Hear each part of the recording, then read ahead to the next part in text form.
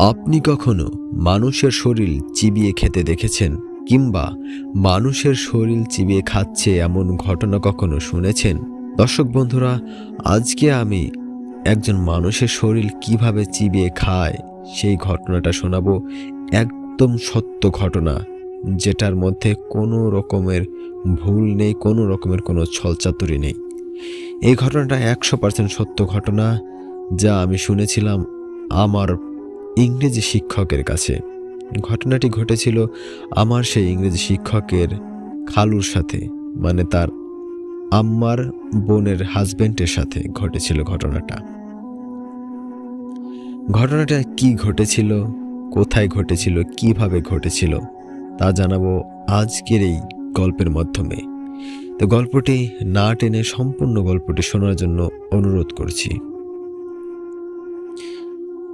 আমার নাম মিরাজ, আর আমার শিক্ষকের নাম ছিল সুজন। আমাদের এলাকায় গ্রামের মধ্যে ওইরকম ভালো ইংরেজি টিচার নেই। আমাদের গ্রামে সুজন স্যার ছিল একমাত্র ইংরেজি শিক্ষক। ওনার কাছে অনেক শিক্ষার্থী আসতো পড়ার জন্য। তো উনি পড়ালেখায়ও খুব ভালো। তো আমি, সময়টা ছিল তখন 2020 সাল। 2020 সালে আমি যখন তার কাছে প্রাইভেট পড়তে যাই, তখন আমার সহপাঠী আরও অনেকেই পড়তো তার কাছে।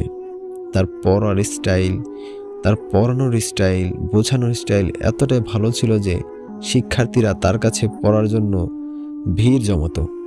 কিন্তু ওই ক্লাসরুমের মধ্যে জায়গা হতো না, এত শিক্ষার্থী হতো। যাই হোক, আমি মূল গল্পে যাচ্ছি। শিক্ষক আমাকে প্রচুর ভালোবাসতো, কারণ আমার যে কোচিং সেন্টার সেটা ছিল আমার বাড়ির পেছনে, একদম কাছে। মানে আমি ঘরের জানালা খুললে কোচিং সেন্টার দেখা যেত। আর তাছাড়াও স্যারের সাথে আমার একটা আলাদা সম্পর্ক ছিল। আমি স্যারকে কোনো কিছুর অনুরোধ করলে কখনো ফেলতেন না। পড়ালেখার মাধ্যমে যদি বিনোদন না থাকে তাহলে পড়ালেখায় কিন্তু মনোযোগ বসে না। তো সেজন্য আমরা যখন পড়তে আসতাম, তখন একদিন একটা বুদ্ধি বের করলাম যে আমরা স্যারকে বলে প্রতি বৃহস্পতিবার একটা করে গল্প শুনবো, যা আজকের বৃহস্পতিবারে আমি আপনাদেরকে শোনাতে যাচ্ছি। এমনই ভাবে আমরা প্ল্যান করলাম যে স্যারের কাছ থেকে প্রতি বৃহস্পতিবার আমরা একটা করে ভূতের গল্প শুনব। তো এই প্ল্যান অনুযায়ী যখন স্যার ক্লাসরুমে ঢুকলো, তখন আমরা সবাই চুপ। কেউ স্যারকে সালাম দিলাম না, কথা বললাম না। স্যার সবাইকে জিজ্ঞাসা করছে, কি ব্যাপার, কেউ কথা বলছো না যে? আজকে কারো মন খারাপ? স্যার তখন আমাকে জিজ্ঞেস করছে, মিরাজ কি ব্যাপার, তুমি বলো তো বিষয়টা কি? তখন আমি বললাম, স্যার আমরা তো প্রতিদিনই পড়ি, আপনি আমাদেরকে প্রতিদিন পড়ান। তো আমরা এখন থেকে আমরা সবাই প্ল্যান করেছি যে আমরা সপ্তাহের পড়াগুলো আমরা কমপ্লিট করে দেবো, আর প্রতি বৃহস্পতিবার আপনি আমাদের একটা করে ভূতের গল্প শোনাবেন। আমরা এখন থেকে আর পড়ালেখায় কোনো ফাঁকিবাজি করব না। স্যার আমার কথাটা মেনে নিলেন। তখন স্যার বলল, আচ্ছা ঠিক আছে, আজকে তোমরা পড়া কমপ্লিট করো। পড়ার শেষে 1 ঘন্টা পড়াবো, তারপরে পড়ার শেষে আমি তোমাদেরকে ভূতের গল্প শোনাবো। তো বেশ, আমরা পড়লাম মনোযোগ দিয়ে, তার যে হোমওয়ার্ক ছিল সেগুলো করলাম। সব পড়া শেষে তখন শেষের ঘন্টায় আমরা গল্প শোনার আগ্রহ নিয়ে বসে আছি। তখন স্যার আমাদেরকে বলল, আচ্ছা তোমরা কখনো মানুষের মাংস খাওয়ার গল্প শুনেছ? কথাটা শুনতেই গায়ের কাঁটা দাঁড়িয়ে গেল। এখন আবার কি বলছে, মানুষের মাংস খাওয়ার গল্প শোনাবে? স্যার আপনি তো বলছিলেন যে ভূতের গল্প শোনাবেন, তাহলে মানুষের মাংস খাওয়ার কথা বলছেন যে? স্যার তখন বলছে, শোনো, এটা এমন একটা গল্প যেটা শুনলে তোমরা হয়তো রাতে আর বাড়ি থেকে একা বের হতে পারবে না। আমি চাই না তোমরা এই গল্পটা শোনো, আর আমি এই গল্পটা ছাড়া আর কোনো গল্প জানিও না। তখন আমরা স্যারকে জোর করলাম, না স্যার আমরা ভয় পাই না, আপনি বলুন, আমরা শুনব। তখন স্যার বলছে, আমার এক খালু আছে, উনি ছিল সেনাবাহিনী, এখনো তিনি বেঁচে আছেন। তো সেনাবাহিনীদের তখন একটা যুদ্ধ হচ্ছিল। যুদ্ধের সময় তাদের এক সৈনিক তখন ওই যুদ্ধে শহীদ হন, মানে গুলিবিদ্ধ হয়ে তিনি মারা যান। তখন ওই স্যারের যে আত্মীয়, ওনার খালু, তো উনি ছিল, আরও কয়েকজন ছিল। তো ওনাদেরকে কমান্ডার তাদেরকে নির্দেশ দেন যে এই লাশটা তার বাড়ি পৌঁছে দিয়ে আসো। যুদ্ধকালীন চলাকালীন সময়ে আমরা তার দাফন কাফন করার মতো এরকম পরিস্থিতি থাকবে না, তার চেয়ে ভালো হবে তোমরা কয়েকজন মিলে গিয়ে তার লাশটা তার বাড়িতে পৌঁছে দিয়ে আসো। তার মধ্যে ওই স্যারের খালুও ছিল। তো ওনারা যখন গাড়িতে নিয়ে যাবে তখন তাদের বলল যে না, তোমরা গাড়িতে নিও না, গাড়িতে নিলে তোমাদের উপর আক্রমণ হতে পারে, তোমরা নদী পথে যাও। তো তারা তার কথা মতো নদী পথে রওনা দিয়ে দিল। তো যখন সারাদিন সবাই দৌড়দৌড়ি করেছে, খাটাখাটনি করেছে, মানে সকলের শরীর ক্লান্ত। এমনিতে মানুষের খাটাখাটনি করলে কিন্তু ও একটু বসার পরে ঘুম চলে আসে। তাদের সাথেও ওই রকম ঘটনাই ঘটেছিল। যদিও তারা সেনাবাহিনী, তাদের শরীর স্ট্রং, কিন্তু কতক্ষণ, মানুষ তো। তো যখন তারা নদী পথে রওনা দেয়, অর্ধেক নদী মানে মাঝ নদীতে যখন যায় তখন রাত হয়ে যায়। রাত তখন 11টা তার বেশি হবে এরকম সময়। মাঝ নদীতে যাওয়ার পরে তখন আস্তে আস্তে সকলেই ঘুমিয়ে পড়ে।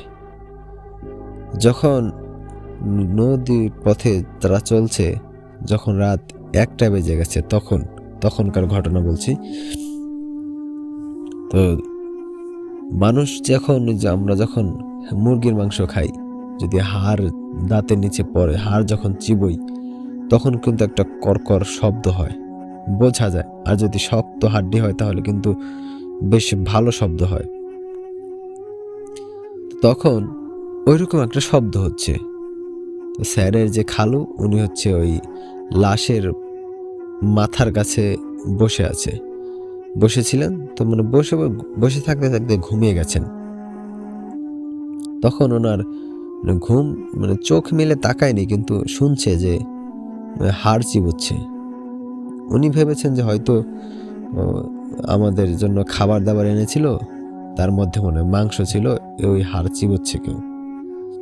কিন্তু কিছুক্ষণ পর মানে হাড় চিবোনোর শব্দটা বেড়ে গেল, মানে মনে হচ্ছে যে বড় মোটা হাড় চিবোচ্ছে, এত জোরে জোরে শব্দ হচ্ছে। তখন ওনার খটকা লাগে, কি ব্যাপার, মনে হচ্ছে শক্ত হাড় ভাঙছে কেউ, এত শব্দ কিসের? তখন একটু চোখ মেলে তাকে দেখে লাশের অর্ধেক খেয়ে ফেলেছে। মানে তখন তার অবস্থা মানে খারাপ এতটা হয়ে গেছে যে একটা জলজান্ত মানুষ, তিনি মারা গেছেন, কিন্তু তার শরীর কিন্তু এখনো পচেনি। মানে আজকে মারা গেছে যে মানুষটা, তার শরীর কিন্তু তরতাজা। সে মানুষের শরীরের অর্ধেক খেয়ে ফেলেছে, মানে চিবে চিবে খাচ্ছে, অলরেডি খাওয়া শেষ হয়ে গেছে। তখন তিনি মানে কথা বলার মতো ভাষা খুঁজে পাচ্ছে না, কি দিয়ে কি করবে। এখন যদি উনি নড়াচড়া করে তাহলে তো ওনাকেও খেয়ে ফেলতে পারে, উনি ভয়ও পাচ্ছে। তখন উনি ওনার সাথে যারা ছিল তাদেরকে একটু নাড়াচাড়া দেয়, হাত দিয়ে মানে খোঁচা দিচ্ছে। তো তখন খোঁচা দিতে দিয়ে এভাবে সবাইকে এভাবে জাগাতে থাকে। এইরকম করতে করতে রাত তখন প্রায় 5টা বেজে গেছে। 5 ঘন্টা নদীর মধ্যে এরকম হচ্ছে। তো এভাবে চলতে চলতে, হ্যাঁ দর্শক, আমি ঘটনাটা বলতে পারছি না, আমি একটু 5 মিনিট নিঃশ্বাস নিয়ে তারপর আবার শুরু করছি।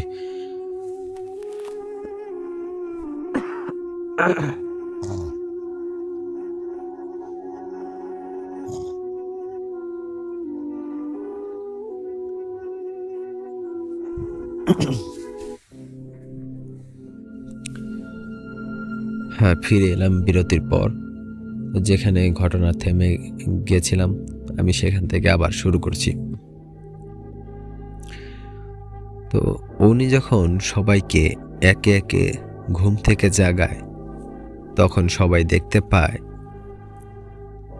কোন এক অদৃশ্য জিনিস লাশটা চিবিয়ে চিবিয়ে খাচ্ছে।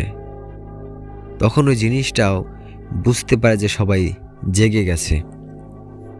তখন সে রাগান্বিত হয়ে যায়।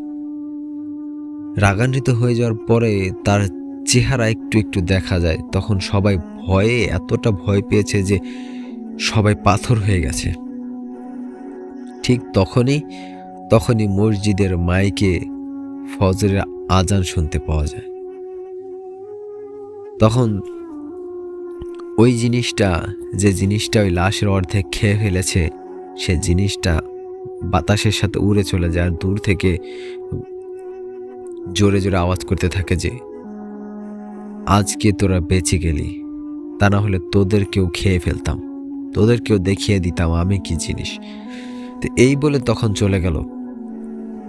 ঘটনাটা স্যার যেভাবে বলেছিল সেভাবে আপনি শুনলে হয়তো আপনিও ভয়ে কাতর হয়ে যেতেন। আমি তো এত সুন্দর করে গুছিয়ে বলতে পারলাম না, কিন্তু ঘটনাটা ঠিক এইরকমই ছিল।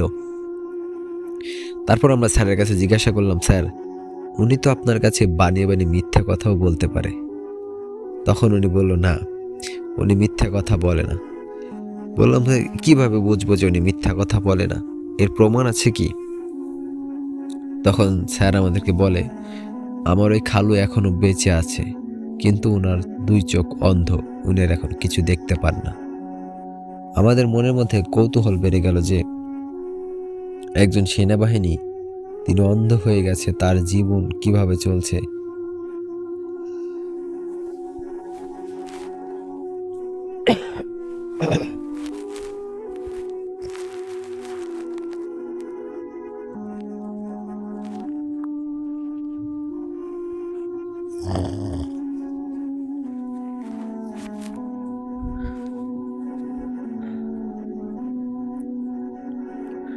তখন আমরা স্যারের কাছে বললাম, স্যার তাহলে ওনার এখন কি অবস্থা, উনি এখন কিভাবে চলছেন, আর ওনার চোখ অন্ধই বা হলো কিভাবে? তখন স্যার আমাদেরকে বলে যে ওই লোকটা এত ভালো মানুষ ছিল যে কখনো অন্যায়ের আপোষ করতেন না। এই কারণে ওনার এলাকার কিছু ডাকাতের দল ওনার চোখ দুটো উপড়ে নেয়। বিষয়টা হৃদয় বিদারক। এই ঘটনা বলতে গিয়ে স্যার তখন কান্না করে দেন। আসলে ঘটনাটা খুব খারাপ লাগে যে একটা ভালো মানুষের, জলজান্ত জীবিত মানুষের 2টা চোখ তুলে নেওয়া কতটা কষ্টের। সে মানুষটা এখনো বেঁচে আছে,